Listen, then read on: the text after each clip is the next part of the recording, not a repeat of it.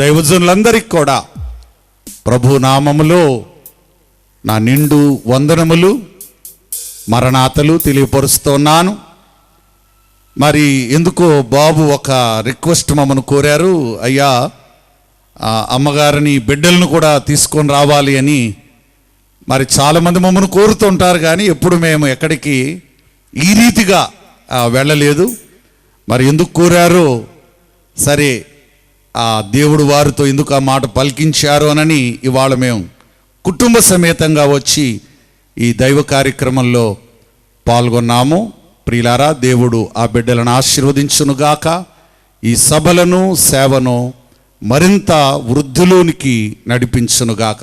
చిన్ని ప్రార్థన చేసి నేను కూర్చుంటాను. ఇది ముగింపు ప్రార్థన కాదు, నా ప్రసంగపు ముగింపు ప్రార్థన. పరిశుద్ధుడైన మా తండ్రి, మీకు వందనములు.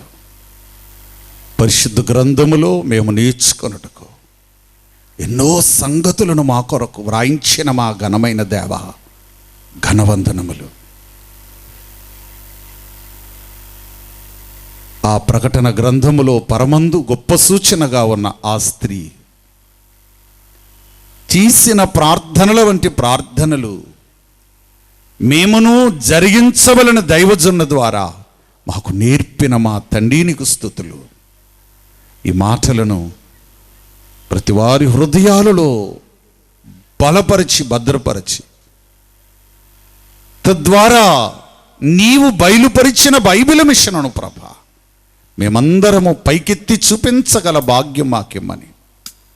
ఇదిగో నీ దాసులు ఎలీషా గారిని బట్టి, అనురాగరావు గారిని బట్టి, వారి కుటుంబమును బట్టి నీకు స్తుతులు చెల్లిస్తూ ఉన్నాను. దేవా, ఈ బిడ్డలు నడుము కొట్టుకొని యవన ప్రాయములో చేయుచున్న ఈ పరిచర్య మరింతగా బలపరచి వారు నిన్ను పైకెత్తి చూపేవారిగా తీర్చిదిద్ది ఈ సభ ద్వారా రావలసిన ఆశీర్వాదము దీవెన వారికి, వారి సంఘాలకు, పాల్గొన్న మా అందరికను దయచేయమని